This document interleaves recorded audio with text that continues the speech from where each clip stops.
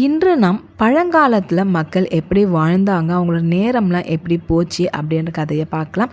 இந்த காலத்தில் நமக்கு நேரமே இல்லை, படிக்கிறதுக்கு, எழுதுறதுக்கு, விளையாடுறதுக்கு, எதுக்குமே பார்த்திங்கன்னா நேரம் பத்தவே மாட்டாங்க. 24 மணி நேரம் அவ்வளோ வேகமாக ஓடிடுது.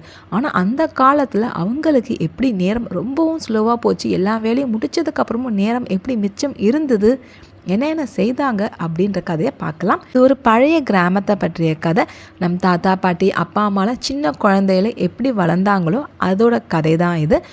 இந்த கதை ஒரு பெரிய சம்பவமும் வேறு எதுவுமே கிடையாது, தினசரி அவங்களோட வாழ்க்கையை பற்றியது. ஆனால் இந்த சிறிய வாழ்க்கைக்குள்ளே பார்த்தீங்கன்னா பெரிய உணர்வுகள்லாம் இருந்துச்சு. இப்போ நம்ம கதைக்குள்ளே போகலாம். ஒரு சின்ன கிராமம், எல்லாருமே தூங்கி கொண்டு இருக்கிறாங்க. வானம் பார்த்தீங்கன்னா சாம்பல் நிறத்தில் இருக்குது. திடீர்னு ஒரு சேவல் கத்தும்.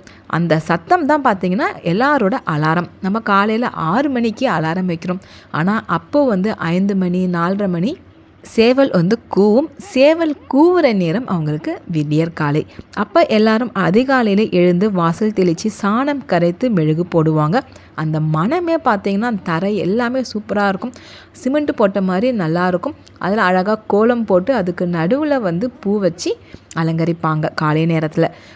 அதெல்லாம் செஞ்சதுக்கப்புறமா துளசி மாடத்தில் விளக்கு ஏற்றி வச்சு மௌனமாக சாமி கும்பிடுவாங்க. அந்த மௌனம் கூட பார்த்திங்கன்னா பல பிரார்த்தனைகளை கூறும். அதுக்கப்புறமா காலையில் தோள்களில் கருவிகளெல்லாம் எடுத்துக்கிட்டு வயலுக்கு செல்ல ஆரம்பிச்சிடுவாங்க. அவங்க கூடயே சூரியனும் மெதுவாக மேலே எழுந்துட்டுருக்கோம். அப்போது நேரம் பார்க்க யாருக்குமே தெரியாது. சூரியன் எங்கே இருக்குதோ அந்த நேரம் தான் அவங்களுக்கு.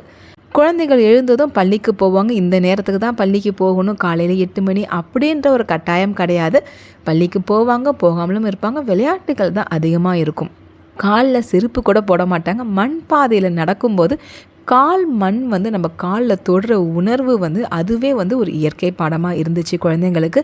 பள்ளிக்கு பிறகு டிவி, மொபைல், விளையாட்டு ஏரியா, ப்ளே ஸ்டேஷன் அப்படி எதுவுமே கிடையாது. மரம் ஏறுற விளையாட்டு, குளத்தில் குளிக்கிறது, சிரிப்பு சத்தம், கபடி, கில்லி, ஓடியாடி விளையாடுறது, அப்புறம் சூரியன் மறையும் வரை விளையாண்டுட்டு இருப்பாங்க. அது யாருக்குமே ஒரு சோர்வே கொடுக்காது.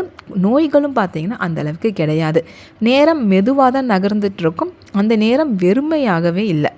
ஆனால் இப்போ வாழ்க்கையில் வெறுமை அதிகமாக நிரம்பி இருக்குது. ஒன்று டைம் பாஸே ஆக மாட்டேங்குதுன்னு சொல்கிறோம், இல்லை டைம் அதுக்குள்ளே ஓடிடுதுன்னு சொல்கிறோமே தவிர நமக்கு நேரம் பொறுமையாக போகுது, நம்ம கரெக்டாக இருக்குது, எல்லா வேலையும் செய்ய முடியுதான்னு பார்த்தா இல்லவே இல்லை. மாலை நேரம் வந்ததும் பெண்கள்லாம் ஒன்றா சேர்ந்து கிணத்துக்கிட்ட போயிட்டு தண்ணி இறைக்கிறது, ஒன்றா கூடி பேசுறது, கதை பேசுறது, உங்கள் வீட்டில் இன்றைக்கி என்ன சாப்பாடு, பசங்க என்ன பண்ணுறாங்க, அந்த மாதிரி கூடி பேசுகிற பழக்கம் இருந்துச்சு மாலை நேரத்தில்.